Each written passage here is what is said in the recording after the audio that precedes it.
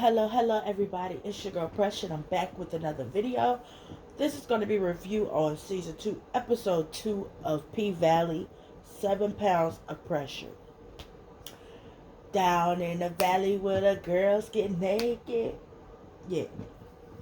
Oh, also, don't forget to comment, like, subscribe, hit the notification bell button, share my videos, tell whoever, whatever, you be watching my videos. Go and get these numbers up. Don't forget to like, because when y'all like my videos, that let YouTube know that y'all like my stuff and they'll recommend me to other people who watch these shows that I do reviews on. So go ahead, run them numbers up by hitting them thumbs up, okay? So without further ado, let's get into this video. Because I took buku notes. Oh, child. Took buku notes, okay? The episode was good, and it was long. So that's why I got the quick notes. But anyway. So, of course, we opened the show Outside the Pink with the auditions for the new girls.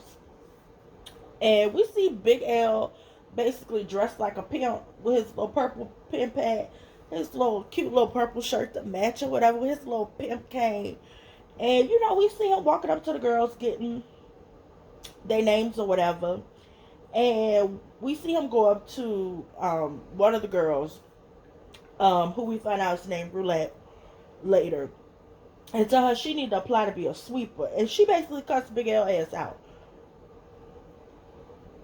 And tell him I don't need to be no, sweeper. I can't really cuss like that in the beginning of this video. But anyway, then we see him basically giving Whisper the eye like, all right, I see you, little mama.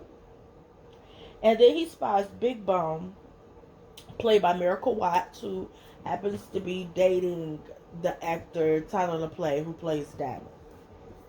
And, you know, she is caked up and cheeked up outside. And he like, hey, what's your name? She said, my name Big Bone. He like, well, I'm Big L. And, you know, he basically asked her for her phone or whatever. Big L was sitting up there flirting or whatever. And, of course, then we get to the auditions. And it is some pure foolishness. Of course, Whisper and Roulette, they do what they gotta do. Big Bone can't even get on the pole, honey. And so, you know, she dropped down and, you know, basically get her ego on, give us a little nice little bop, bop, bop to work. And so, after everybody basically auditions, you know, Uncle Clifford, Mercedes, and, you know, Autumn walks up to the stage. And so, you know, Mercedes let the girls know, okay, I'm going to call y'all name. You know, everybody didn't make it, but y'all did good or whatever. So, before Mercedes even calls anybody names, Roulette steps up first like she Chi Rodriguez from To Wong Fu. If you have not seen that movie, just Google that part. Just Google Chi Rodriguez, To Wong Fu, the competition or whatever. So she stepped up first, just knowing she made it. And Mercedes calls Whisper names first. And, you know, Roulette kind of had an attitude, and then Mercedes called her name. And she come up there popping her gum, all the attitude in the world, like, basically like, you could have called my name first for all of that. And before Mercedes could call her last name on the list, Autumn gonna go up there and snatch the mic out her hand, gonna say, and Big Bone. And Big Bone happy, she, you know, cheering or whatever. And Mercedes like, I'm not gonna have her ass up there on my pole and she can't even get on the pole. And so, you know, Autumn was like, I mean, she got a look, or whatever the case may be. And Mercedes said, I don't care what she got, she not gonna be on my pole. And then Autumn was like, you could coach her. And Mercedes was like, I ain't no coach. And then Autumn was like, well, actually, you are a coach. And, you know, everybody was like, ooh, okay. So Mercedes kind of gave Autumn this look like, girl. And so she was like, okay, she could bartend. We need a bartender, whatever the case may be. So then Corbin and Andre show up to talk to Autumn and Uncle Clifford. And, you know, Uncle Clifford wound up cussing Corbin ass out. Like, didn't I tell you not to bring your yellow ass back round here? And was like, Uncle Clifford rule number 1,500 or whatever the rule was or whatever. And Gordon was like, well, it seemed like we breaking all the rules while he was eyeing Autumn like, girl, you ain't really in charge. But anyway, then we see Keyshawn at home pouring lemonade in 2 glasses like Celia on The Color Purple when she hears a notification on Psycho phone. It's a text message saying he didn't get the job he wanted as the manager position or whatever. So then she go outside to give Derek crazy self his lemonade along with the sheriff, and he yelling about pressing charges on Diamond. And the sheriff tells him, because there wasn't a witness, we can't press charges on Diamond without pressing charges on you. And Derek basically get up when he hear the baby crying or whatever and go in the house and check on the baby. And the sheriff has said something slick about he can't believe they hired him down at the dollar store with his record from the army. And I'm just like, I knew I ain't like that sheriff. And then anyway, so then the sheriff asks Keyshawn if she gonna go work back at the Pink or whatever. She was like, nah, I'm good or whatever. And then he asked her, you not doing none of that online OnlyFans type stuff? And she like, no, but I do teach dance classes or whatever. And if you want, I could get you some tea. He was like, nah, I'm good or whatever. And then he brings up Autumn or whatever, and her being the new owner.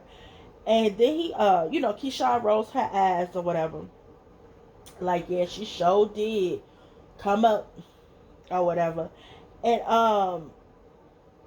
then the sheriff was like, do you know her real name? And Keyshawn looked at him and was like, no, a stripper never tells you her real name. You gotta earn that. And he was like, oh, okay. And then he got up and left. Then we go back to the Pink, and we see Mercedes showing the new girls tricks on the pole. And because she got her bum shoulder, she couldn't really hold herself up the way she wanted to, and she wound up like sliding down the pole really hard. And Whisper and Roulette was like, ooh.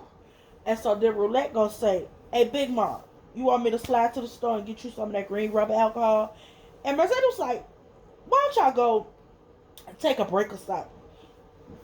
Because she was hot. And so Mercedes started talking to Big L, and they basically started talking about all the changes Autumn, have him making to the Pink or whatever. And they basically just both realized something about Autumn, she really can't be trusted.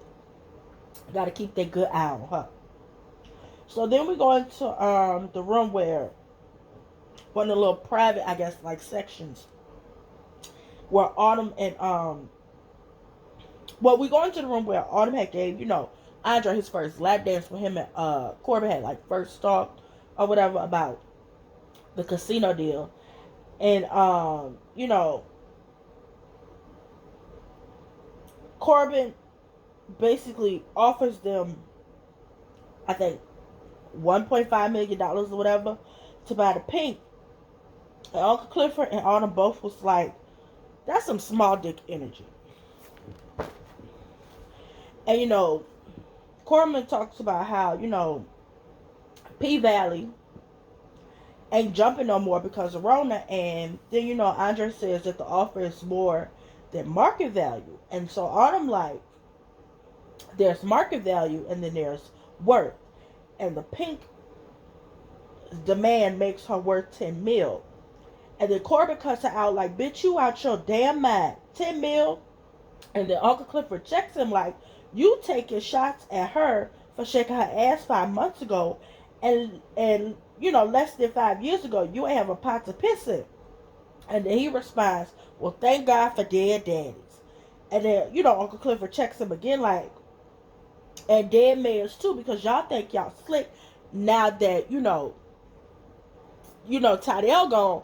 Y'all think because your brother got his lily white ass up there on the ballot that you think people just gonna up and let this casino slide when me and Patrice evil ass got the reform or whatever it's called put on the ballot, so the people have to vote. And whether or not, the casino make it through, the pink ain't up on the auction block. And so then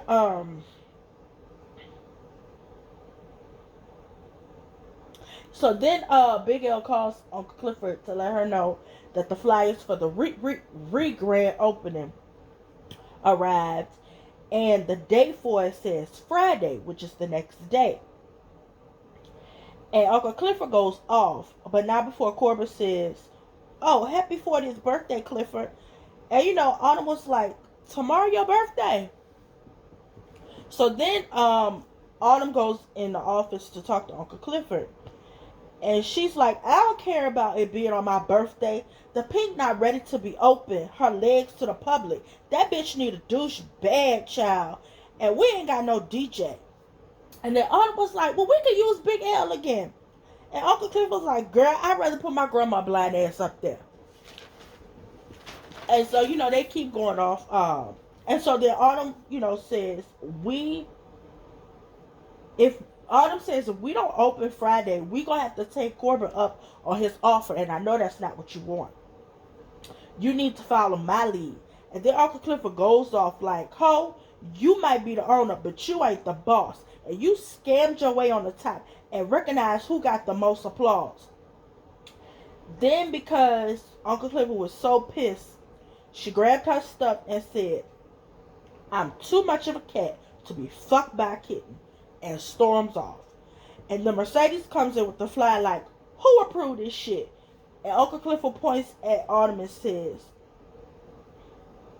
and then Uncle Clifford points at Autumn, and the Mercedes says, "That's Uncle Clifford's birthday." And then Autumn like, "Bitch, was there a Google alert I missed that everybody named I knew it was Clifford's birthday but me?" And then Uncle Clifford said, "It's all good. That hoe gonna be here by herself," and leaves. Then we see Patrice girl talk about where the blessings reside, where the blessings reside. She done gave us an old nasty gospel selection to where the money resides.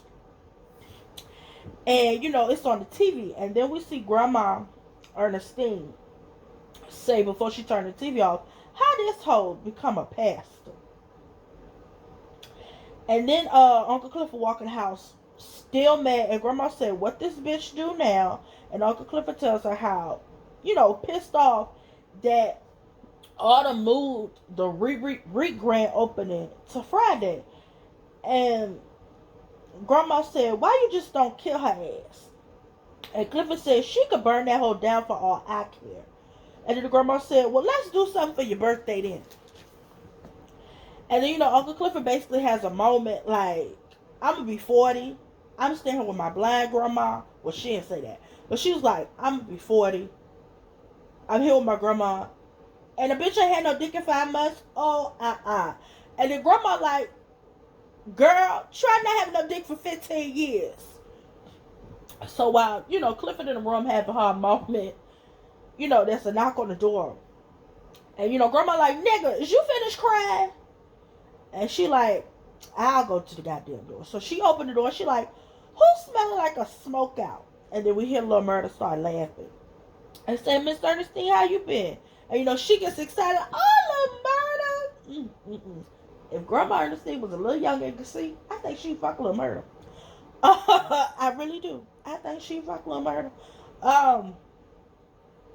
She gets excited to hear his voice and tell him come give a bitch a hug. And how good it is, quotation marks, to see him after all these months. And how she be hearing his song on the radio. And then, of course, Clifford tiptoe her ass out the back after hearing Grandma and Lil Murder at the door. And, Clifford stands behind the door, not knowing that Lil Murder can see her in the mirror across the room. So then Lil Murder proceeds to say he wanted to leave a message for Uncle Clifford. That he been texting, not getting no reply, and that he should have handled things different, and he wanted to say that before going on tour. And then, Clifford touches the door, and Lil Murder taps the door before leaving. or whatever. And then grandma says, you talking about missing dick and you just got an Amazon Prime delivery. She said the Prime part, but you know. That was the instant delivery child. Then we see Andre on the phone with his wife, Brittany. And she like, when you coming back home? And he like, well, I'm the executor of the state, so we gotta wait until, you know, after the reading of the will where somebody else becomes the executor of the state. And so he see a bunch of water holes in the street, all up and down the block. So he, you know, he tell Brittany, I'm gonna have to call you back. I look, he feel like he don't like that either. Like, he should just go ahead and divorce Brittany because he, like, you could tell she aggravates him because I just feel like Andre was forced to marry her. I don't know why, but that's the vibe I get. Like, that was a forced marriage. That's just the vibe I get. I could be wrong, but that's the vibe I feel like he was forced to marry her. Now he's stuck with ass. So then, you know, Andre following the hose pipes or whatever until he reach a backyard with some old school nigga and a nigga in a wheelchair. And the nigga in the wheelchair got a gun. And so old school, like, that's Tadell Godson from the funeral on the TV. And so then the nigga in the wheelchair like, don't just be scrolling up here masked up. Announce yourself, nigga. And so then Andre asks, well, why y'all got all these hoses coming from Tadell's house? And, you know, old school, like, you know, Tadell would pay the water bill for the block when people was behind. And so, you know, the dude in the wheelchair was like, because, you know, some people been behind 5 years. So then Andre goes back to the house and, you know, check, I guess, all the paperwork and records and stuff that Tadell had been keeping and saw that he basically been on some Robin Hood shit. Because I think he read something that said like 10K for water or something.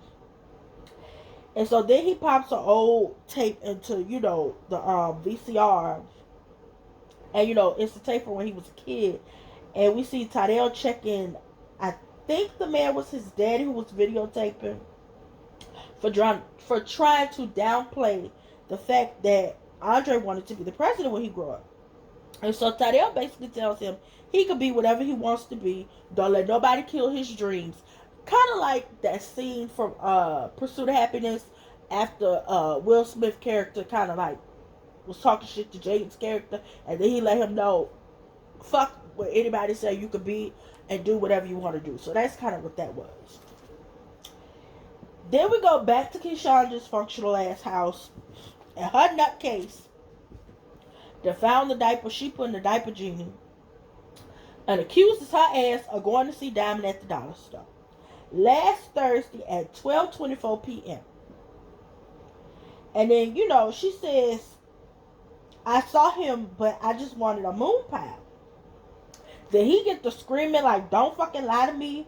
And then, you know, she just tell crazy that Diamond and yelled at her. So he called the store to complain and ask what he said. And she was like, he was just yelling about a mask or whatever. He basically like, y'all need to get him in check before somebody take his life or something that nigga said.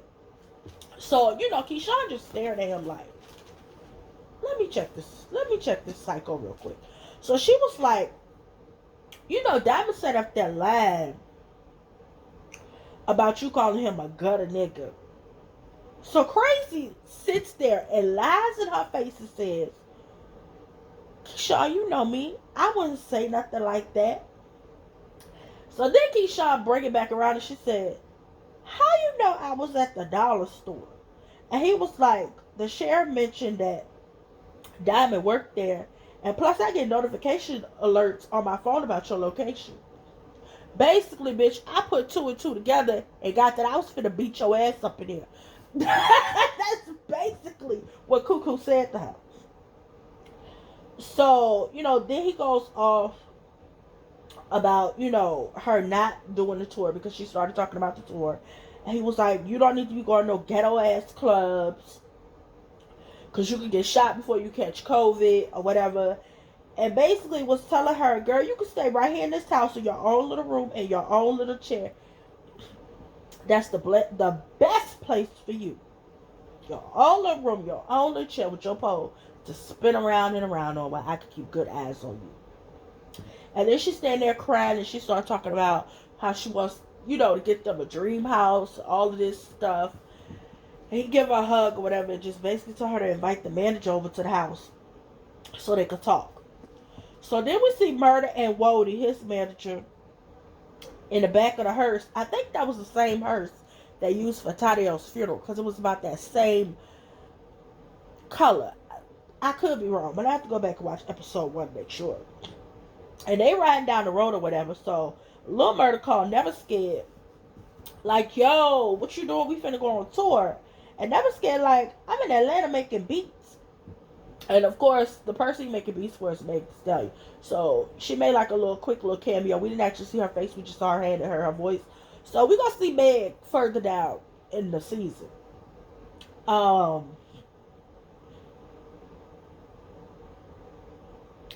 After that, they go to the prison or whatever. And Lil Murder was like, you brought me here to remind me, where I come from. And what it was like, nah, your ass needs security. And then we hear a Rick Ross song start playing, and the gates to the prison open or whatever the case may be. And it's the dude who was on the Zoe Extraordinary Playlist show. I thought he was the dude in the back of the old school from episode 1. I was wrong. He is Lil Murder's homeboy, Big Teak, who apparently was locked up in prison for the last, well, he said he was in there 09, 13 years. I could be doing the math wrong, because I think he said 09. Because 19 makes 10, 21 makes 11. No, 20 makes 11, 21 makes 20. Yeah, 13 years, I could count.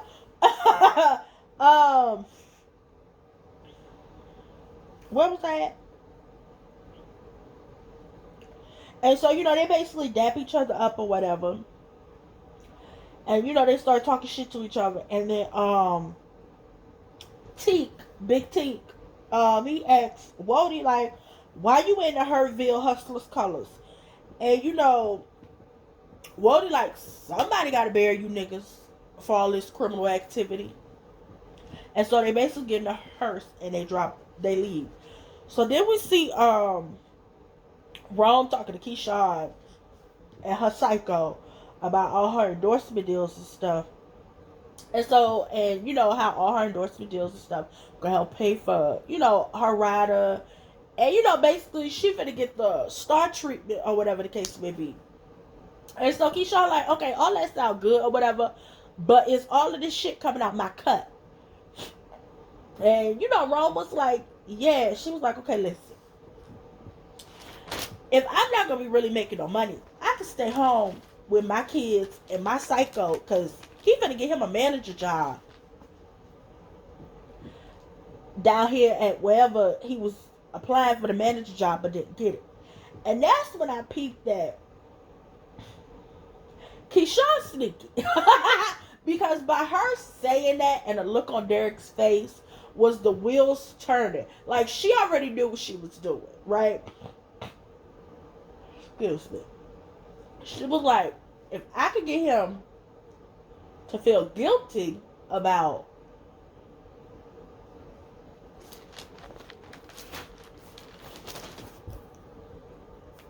if I could get him to feel guilty about not having the money, I could go on tour.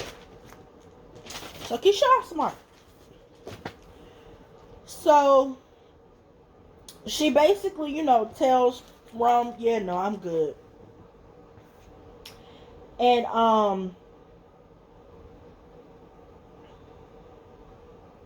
Rome, he pissed. He go chill in the back of the hearse with Lil Murder and Teak, and he's sniffing a whippet that I think he got cocaine in, because apparently people sniff cocaine out of whippets. I think that's what they're called. I never did the shit, but I heard that's how most people get out for cocaine, in a whippet. I think that's what it's called. And so, he back there basically talking shit like Blue Guap do the best for their clients, and Wody like, do y'all? And Ron basically cuss him out. So then, Keyshawn texts Rome like, I got it from here. And, he scoot closer to the window and see her standing in the door. And, she kind of giving this look like, you did your part, nigga. Now it's my turn. So then we go to the grand opening. And child is off the chain. You wouldn't even thought wrong to happen. So then we see Whisper, basically in the back, speaking to the universe.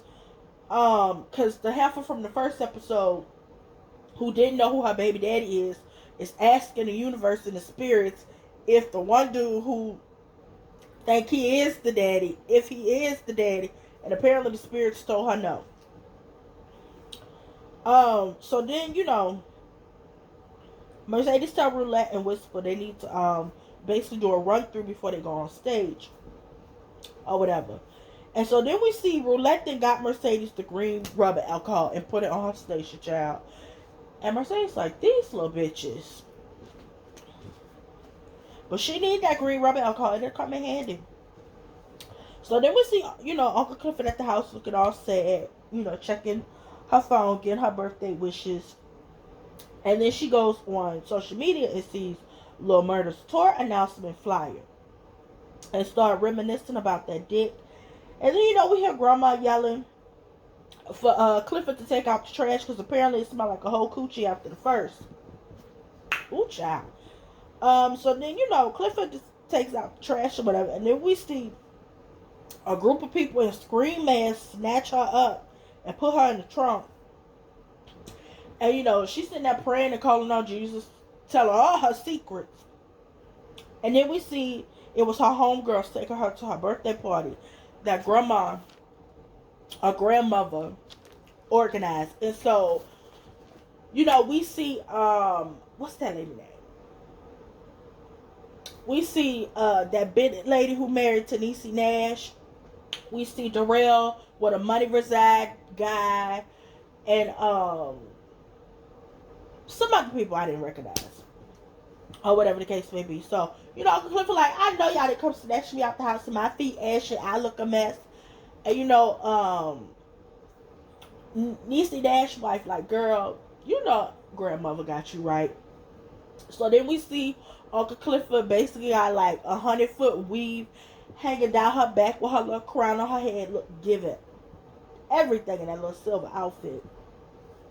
So, while they at the party, they playing New Orleans music and stuff. And I was sitting here shaking my ass, getting my life, honey. I was like, oh, shit, y'all make me want to, ooh, yeah. It was basically a skate theme or whatever. So, Uncle Clifford spots the DJ or whatever. He kind of, with his mask on, look a little bit like Lil Murda or whatever. So, Uncle Clifford cut her cake, and she basically in her feelings because where the money resides, Spots do, and was like, "Ooh, look a trade." And Uncle Clifford like, "Girl, you go over there and get your back broke out and your heart broke too, cause bitch, that's what trade do. They gonna break your back and your heart, girl. Don't do it. Don't do it. Don't do it." So basically, after they have like a little pity party moment, and Uncle Clifford and one of her homegirls get into it. Uncle Clifford go over there, like, let me go see if they got my size in these skates so I can skate or something. So Uncle Clifford get over there, little stunt double. Like, I thought you weren't going to skate all night or whatever. And so Uncle Clifford like, take this mask off. I can't hear you. Or whatever. So basically, Uncle Clifford wound up getting some head while the song getting some head. I was getting some head. I was getting some head. Oh, that song brought back so many memories. Anyway, this ain't about me. Anyway, back at the club, Big Bone twerking on the bar. The heifer with the baby and her baby daddy, his name Clancy, they arguing. And then we see that basically they don't respect Autumn at all. Like, and we basically got to see what Uncle Clifford meant when he said, "You might be the owner, but bitch, they don't respect you." So then we see Mercedes and the girls practicing in the champagne room when the pole that's not completely connected starts squeaking. And so Whisper starts talking to the pole. And so Roulette asks the pole if she's gonna make bank And the pole says yes. And before Mercedes could ask the pole a question, Autumn runs in there like, come on, y'all need to get on the stage. And so when Whisper walks out, she kind of gives Mercedes this look like, yeah, bitch, whatever spirit in there that told me about you. And that was kind of like a foreshadowing to what we're going to see later. So Whisper, Roulette, and Sadie's, they on the stage going off, okay? They is getting it. Big L was hilarious. Big L is the MVP of all the episodes. So Sadie's basically felt upstaged by the new bitches. And decided she was gonna do her, a trick. Mercedes said, you bitches is not about to upstage me. Not in my club. Not where I'm the star. Where she's the headliner. Oh no, baby. Mm-mm. All I could think about when Mercedes climbed up that pole, y'all remember the 5 Heartbeats when Flash was out there singing to the bitches in the crowd and JT basically jumped down there like, bitch. That's all I thought about. It was kind of giving that vibe. So child Mercedes up there on the pole trying to do tricks and her shoulder give out on her. And we see her falling in slow motion. I'm like, oh shit. She finna crack her skull open. It's gonna be blood all on the stage. But of course, we did see Mercedes waking up at Diamond's spot with Autumn and Uncle Clifford. And so then we see Diamond perform with what I found out is called root work. But I'm from Louisiana. We call that voodoo. And she tells Diamond that, her arm has been feeling heavy ever since murder night. And it wasn't until this episode that I realized that entire episode was a double entendre.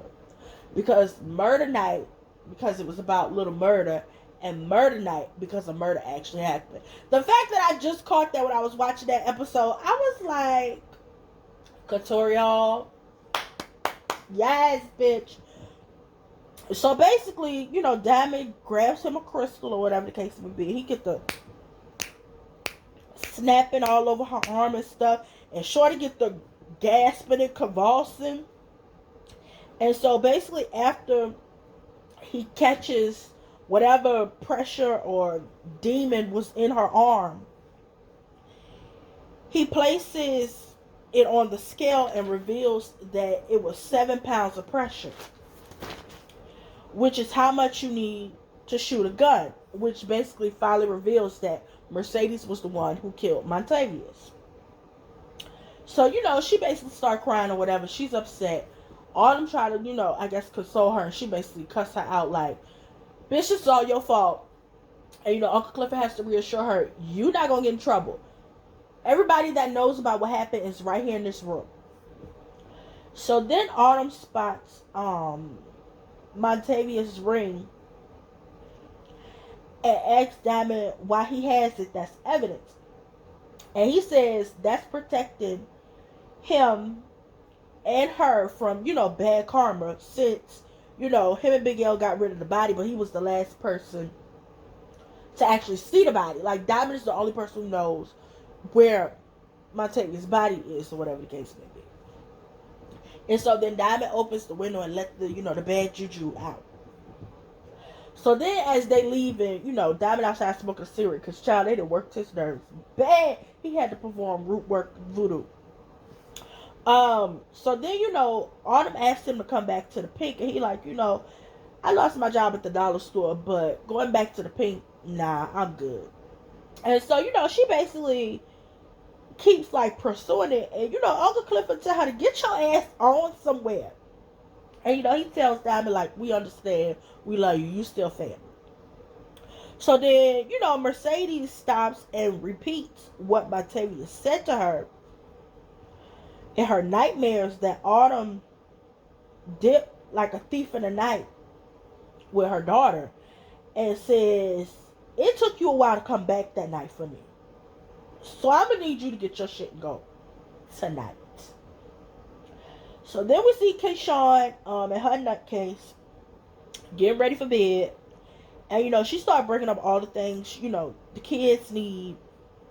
And so Crazy tells her he didn't get the job. And this bitch acts surprised like she didn't even know this already. She was like, no. So she put that pussy on him. It lets him know he the only one for her and he needs to trust her. So, basically he agrees to let her go on tour. And the next morning, we see her in the window before she leaves for the tour. So then we see Autumn ass at the Pink, listening to oldies and drinking. And, she basically goes and makes her way to, out front to the main stage in her lingerie. She on the pole doing a little twirl or whatever. And then Andre comes in. And she like, how you get in here? He was like, the front door was unlocked. She like, God damn it, big hell. So then, basically, she like, why you still here? And he was like, I'm in charge of my goddaddy estate for a little while. Or whatever. And so he was basically like, I see you still in town too. She was like, until that big dick offer come through. And then he was like, so what if that big dick offer come through? You ready to roll? And Autumn says the first woman, whoever took her in, said never hang your clothes in the closet. Keep it all in the bag. So she was like, I stay ready. So basically he thanks her for encouraging him to stay for the funeral or whatever. And, they hug each other and they start, I guess, slow dancing as the sun come up, child.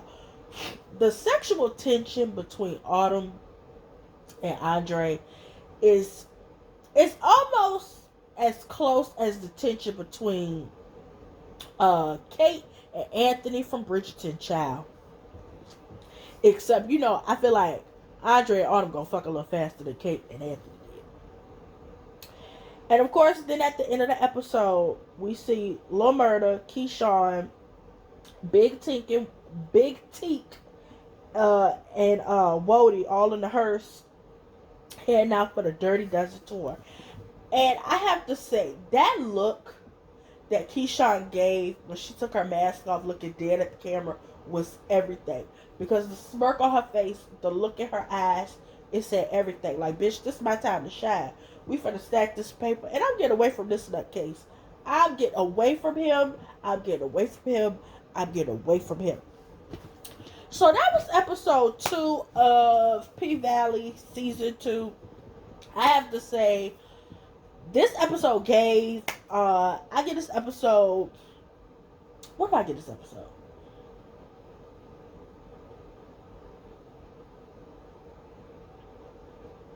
I say I get this episode a 9 out of 10. Of course, I didn't like the whole, what did I like?